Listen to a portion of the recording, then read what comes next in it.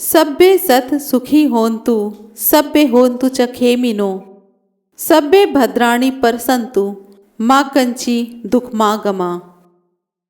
सर्व प्राणी सुखी हो, सब कुशल क्षेम रहें, सब कल्याण की दृष्टि से देखें, किसी को कोई दुख प्राप्त न हो। भवतु सब मंगलम। जय भीम, नमो बुद्धाय। भारत के संविधान में भारत की भावी पीढ़ियों को शिक्षित करने का दायित्व सरकार के कंधों पर रखा था। इस बोझ को 1991 में सरकार ने अपने कंधों से उतार फेंकने का निर्णय लिया और उस निर्णय का प्रतिफल आज शिक्षा के निजीकरण और व्यवसायीकरण के रूप में देश के नागरिकों के सामने है। यदि इस देश की जनता ने शिक्षा के निजीकरण और व्यवसायीकरण की इस नीति को चलने दिया तो भारत की आने वाली पीढ़ियों को पूंजीवादी की गुलामी और अनपढ़ रहने की बदनामी और जहालत से कोई नहीं बचा सकता। शिक्षा का भार सरकार को क्यों वहन करना चाहिए, इस सिद्धांत को जानने के लिए हमें इतिहास की ओर देखना होगा।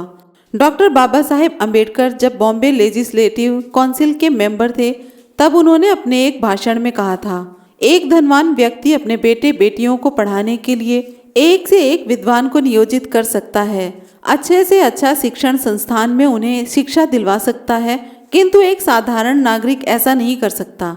अतः सरकार का दायित्व है कि वह सरकारी स्कूल खोले और आम आदमी के बच्चों के लिए शिक्षा की व्यवस्था करे।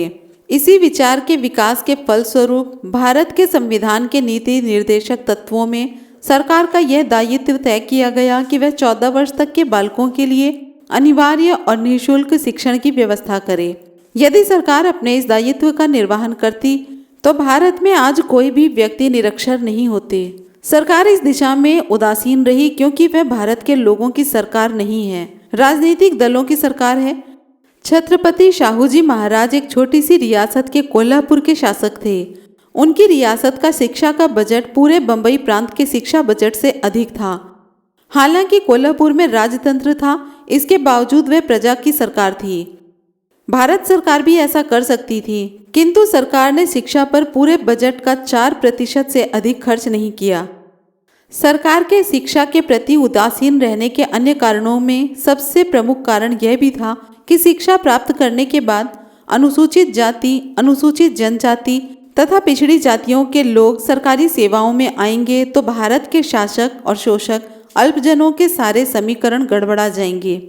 इसी कारण 1952 में मंडल कमीशन की सिफारिशों के तहत आरक्षण लागू भी किया गया तो उसे व्यर्थ करने के लिए क्रीमी लेयर की बंदिश भी लगाई गई।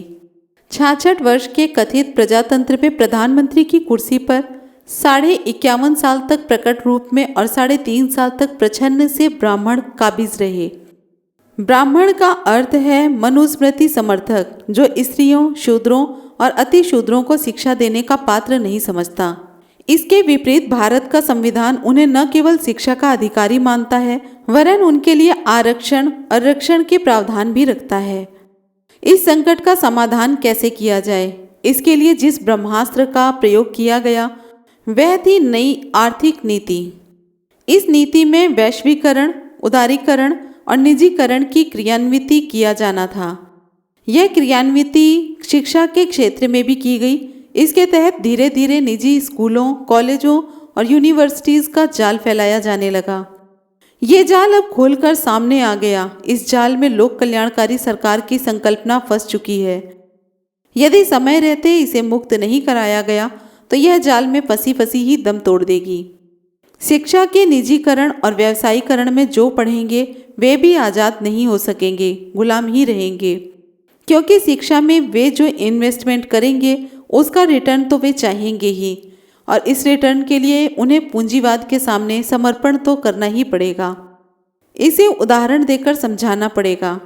यदि आज कोई व्यक्ति ITI से डिग्री लेना चाहे तो उसे कम से कम 3 लाख रुपए प्रवेश की कोचिंग पर खर्च करने होंगे, कम से कम 12 लाख रुपए डिग्री लेने तक व्यय करने होंगे। इसके बाद यदि वह MBA करता है तो 15 लाख को मानकर चलना होगा। इस प्रकार 30 लाख रुपए खर्च करने पर किसी मैनेजमेंट में एग्जीक्यूटिव भी बन सकता है तो बैंक दर से उसे 30,000 रुपये महीना तो इस इन्वेस्टमेंट का रिटर्न चाहिए ही चाहिए। इसके लिए पूंजीवादी व्यवस्था की गुलामी के अलावा उसके पास कोई विकल्प नहीं है। इस व्यवस्था का सबसे नकारात्मक पहलू यह है कि इस दौड़ में योग्यता और प्रतिभा गौण हो जाएगी और पैसा प्रमुख हो जाएगा। जिनके पास पैसा है वे उस पैसे का उपयोग करके अपने प्रतिभाहीन बच्चों को भी पैसों के बल पर ITI और MBA करा लेंगे, और जिनके पास पैसा नहीं है उनके प्रतिभावान बच्चे भी देखते रह जाएंगे। इससे देश की प्रतिभाओं के विकास के अवसर रुक जाएंगे। साथ ही यह अंधी दौड़ देशवासियों के बीच जो बंधुत्व का भाव पैदा होना चाहिए उसे बुरी तरह प्रभावित करके समाप्त कर देगा। लोग स्वकेंद्रित होकर केवल अपना हित साधन में ही लगे रहेंगे। वैसे भी भारत में राष्ट्रीय भावना और बंधुत्व का अभाव है। शिक्षा के निजीकरण और व्यावसायीकरण से ये और गहरा हो जाएगा। सरकार की नीति गरीबों को अनपढ़ रखने की है। सरकारी स्कूलों में पढ़ाई नहीं हो पा रही है। स्कूलों के अध्यापकों को अध्ययन के दूसरे कई कामों में झोंक दिया जाता है। इससे पढ़ाई प्रभावित होती है। इसके साथ ही दोपहर का भोजन और दाल चावल दलिया देने के ऐसे कार्यक्रम स्कूलों में होने लगे हैं। पढ़ाई तो गौण होकर रह गई है। बच्चों का ध्यान पढ़ाई पर कम और खाने पर अधिक रहता है।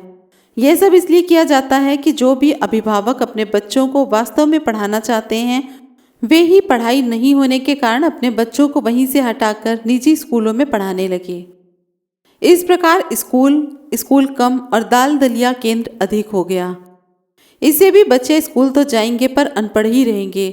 यह सिलसिला चलता रहा तो सरकारी स्कूल बंद होने के कगार पर चले जाएंगे। फिर ना सरकारी स्कूल होंगे ना अध्यापक। सरकार इस प्रकार संवैधानिक दायित्व से पीछा छुड़ा लेगी। 1835 में अंग्रेज सरकार ने जब भारत में शिक्षा नीति लागू की थी उस समय देश में केवल 1% लोग ही पढ़े लिखे थे। ये 1% लोग ब्राह्मण थे। इन्हें भी केवल संस्कृत पढ़ना आता था। अर्थ उन्हें भी नहीं मालूम था। इसका अर्थ था सभ्य भारत आईने के अंधकार में डूबा हुआ था। शिक्षा के निजीकरण और व्यावसायीकरण से ठीक वैसे ही कथित फिर से आ जाएगी, क्योंकि शिक्षा के व्यावसायीकरण के कारण शिक्षा इतनी महंगी तो हो ही जाएगी कि हर एक के बुते नहीं रहेगी। जिनके पास पैसा होगा वे ही अपने बच्चों को पढ़ाएंगे। गरीबों को यह शिक्षा से वंचित करने का और अनपढ़ रखने का ही षड्यंत्र है। भारत में शिक्षा की सरकारी दायित्व से निजी व्यवसाय की जो यात्रा है वह बड़ी ही दुखद है। जो सरकार अपने नागरिकों को शिक्षा देने के दायित्व से मुकरती है वह दंड की भागी होनी चाहिए। बांग्लादेश तथा एशिया के अन्य छोटे छोटे देश भारत जैसे विशाल देश के मुकाबले शिक्षा के क्षेत्र में बहुत आगे हैं। वे अपने देश के सभी नागरिकों को शिक्षा देने के दायित्व को बखूबी निभा रहे हैं, जबकि भारत सरकार ने अपने इस दायित्व से पल्ला झाड़ लिया है। दायित्व होता है और व्यवसाय में तो धन कमाना ही प्रमुख होता है। सरकार में बैठे लोग निजी विश्वविद्यालयों को पनपने में हर प्रकार का सहयोग कर रहे हैं। पूंजीपतियों को कौड़ियों के भाव विश्वविद्यालय खोलने के लिए जमीनें दे रहे हैं। सरकारों ने ऐसे माध्यमिक विद्यालय खोलने की योजना बनाई है जिसके तहत सरकार अपनी जमीन पर विद्यालय भवन बनवाएगी और उसके बाद उसे निजी संस्थाओं को सौंप देगी। संस्थाएं अपने हिसाब से अध्यापक रखेंगी। पहले से चल रहे सरकारी विद्यालयों को निजी संस्थाओं को सौंपने का सिलसिला भी चल पड़ेगा। यदि समय रहते इन सब बातों पर विरोध प्रतिरोध नहीं किया गया तो सारा का सारा शिक्षा तंत्र निजी हाथों में चला जाएगा। शिक्षा तंत्र के निजी हाथों में जाते ही अध्यापकों की हैसियत भी बदल जाएगी। अभी अध्यापक जनसेवक हैं, यानी शासन सत्ता के हिस्सेदार हैं। उनके लिए कानून कायदे हैं। निजी क्षेत्र में जाते ही वे सेठ जी के नौकर हो जाएंगे। तब ना कोई कानून होगा और ना कायदा होगा। मालिकों की मर्जी होगी उनका वेतन देंगे और मर्जी होगी तब निकाल भी दिए जाएंगे।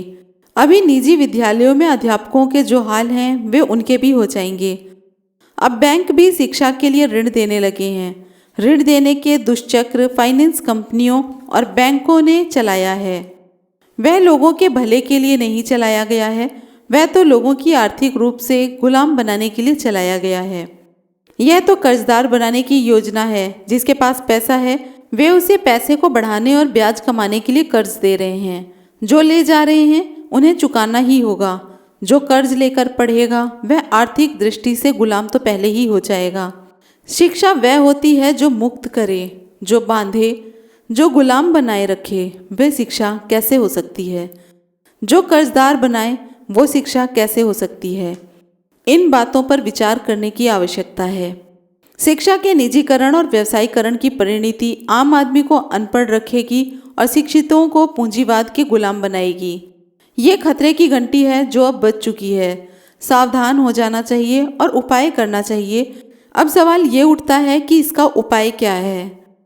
इसका एक ही उत्तर है कि आपके पास उपाय ही उपाय हैं। चुनाव आने से पहले दिल्ली की लोकसभा और प्रदेश की राजधानियों और विधानसभाओं की कुर्सियों पर बैठकर नीतियां बनाने वाले लोग आपके दरवाजे पर आएंगे और कहेंगे, हमें राज करने का अवसर दीजिए। तब उनसे पूछिए कि ये सब क्या कर रहे हो, यह सब नहीं चलेगा, इन्हें छुट्टा मत छोड़िए। इस्तीफा लिखवा कर लीजिए कि हम कहें वैसा नहीं करेंगे तो वापस बुला लेंगे।